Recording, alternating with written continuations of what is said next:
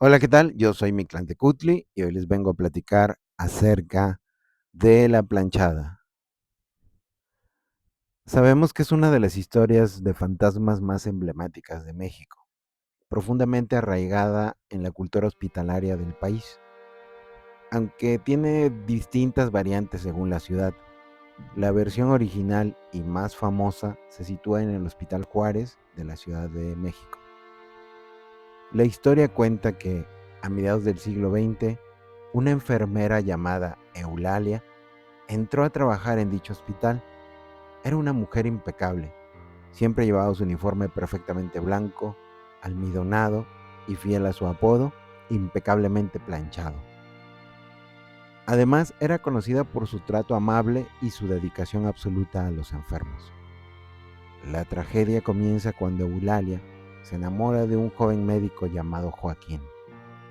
Tras un tiempo de noviazgo, él le prometió matrimonio, pero poco tiempo después se fue a un congreso o un viaje de trabajo y nunca más regresó.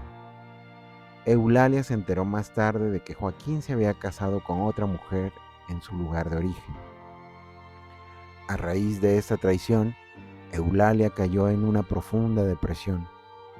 Su carácter cambió, se volvió descuidada, amargada y finalmente comenzó a desatender a sus pacientes.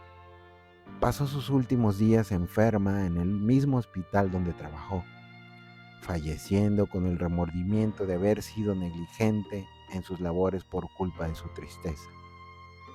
Tras su muerte, comenzaron a surgir testimonios de pacientes, especialmente de aquellos que estaban más graves o descuidados. Muchos aseguran que durante la noche, una enfermera de aspecto pulcro y uniforme perfectamente planchado se acercaba a ellos para administrarle medicamentos, acomodarles las sábanas, incluso despertarlos cuando era hora de su tratamiento. Cuando los pacientes preguntaban por ella al turno de la mañana, las enfermeras descubrían con asombro que nadie había entrado a esa habitación o que el medicamento ya había sido suministrado misteriosamente. A diferencia de otros espectros vengativos como la Llorona, la planchada es vista como un ánima en pena en busca de redención. Se dice que sigue recorriendo los pasillos de los hospitales, no solo el Hospital Juárez, sino también clínicas de Monterrey, Guadalajara, Oaxaca y diferentes partes del estado y el país, para cumplir con ese deber que descuidó en vida. Hoy en día es común que el personal de enfermería de México le guarde cierto respeto, considerándola casi como un ángel de la guardia nocturno para los pacientes que se encuentran solos. Y aprovechando esta historia, la traigo a colación porque en el año 2014 yo tuve una complicación médica bastante grave. Eh, Tuve que ser intervenido en el hospital. Fui al hospital universitario. Fue toda una odisea. Estuve ahí cerca de 2 semanas y fue porque tenía piedras en mi vesícula biliar y estaba a punto de reventarse. Entonces, para que yo no tuviera una peritonitis grave, tuvieron que hospitalizarme durante varios días para darme seguimiento. Me mantenían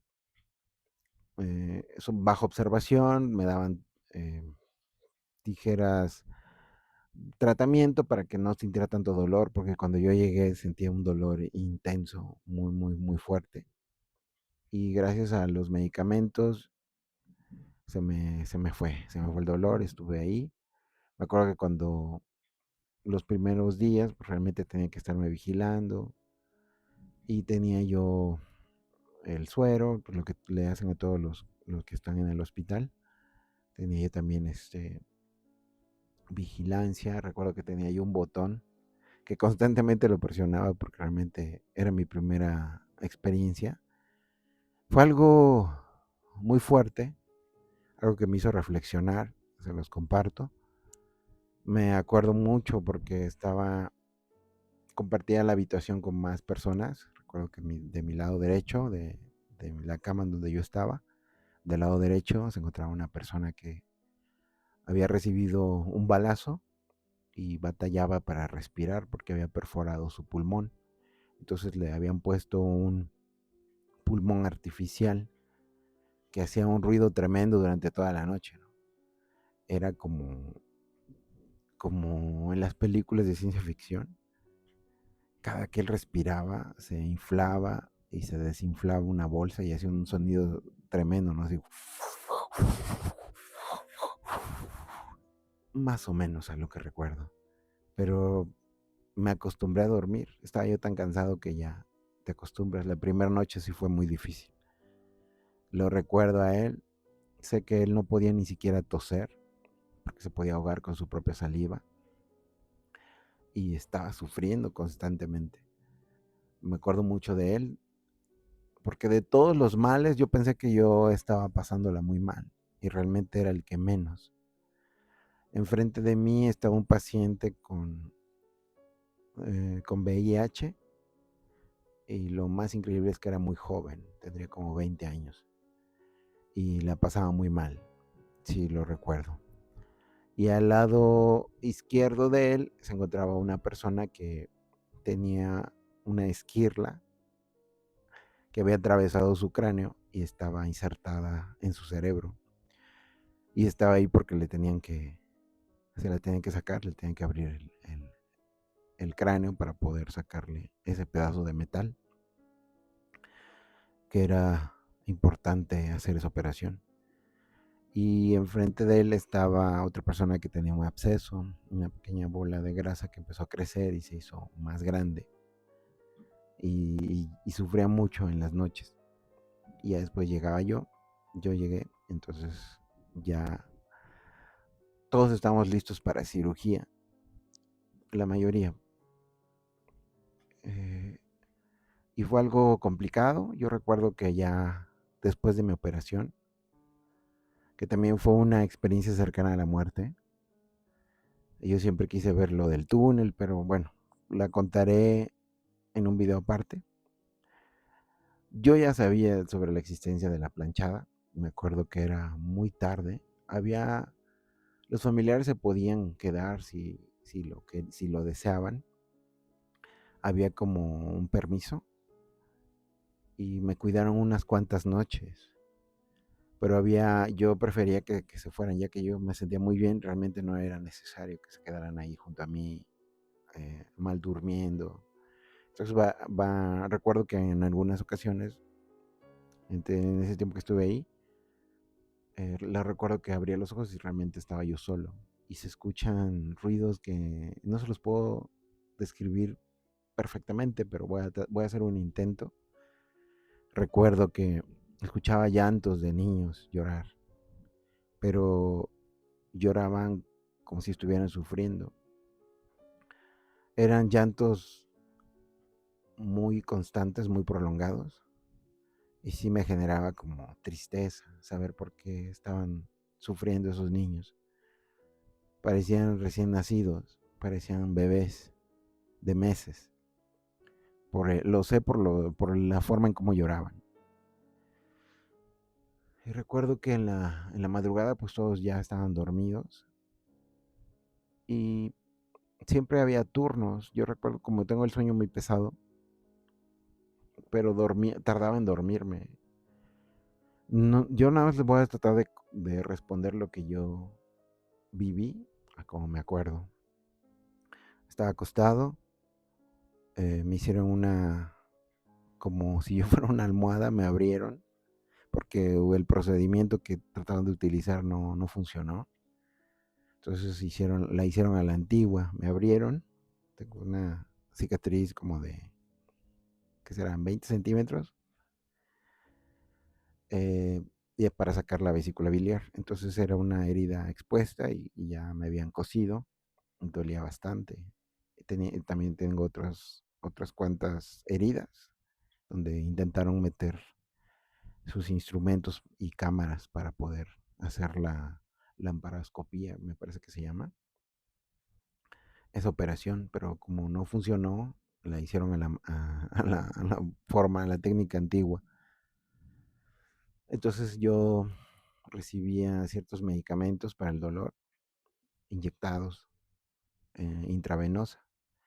Y me acuerdo que llegué a despertarme, estaba yo tranquilo, empezaba a despertar, estaba medio adormecido porque también había ciertas drogas que me mantenían muy, muy contento, muy feliz y también me hacían dormir muy rápido.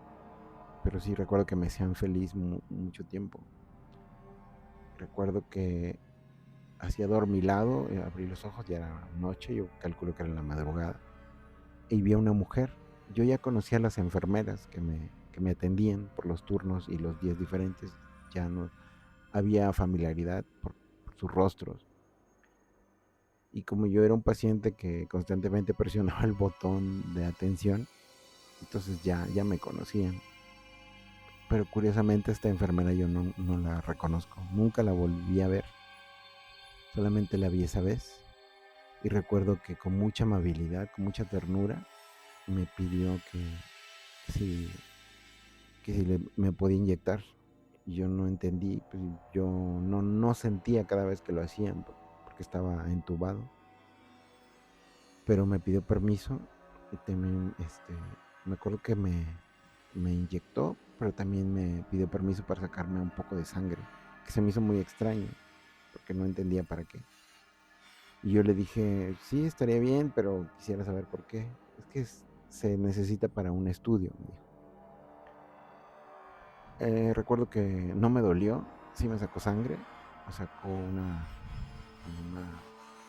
ampolleta, un tubo de ensayo,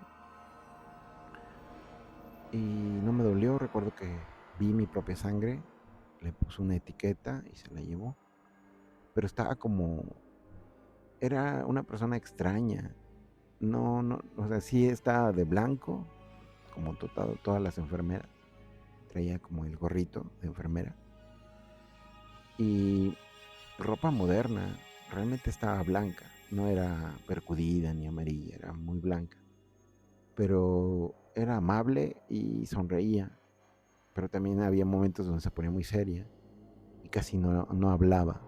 Entonces simplemente terminó y ya dio las gracias y ya se retiró.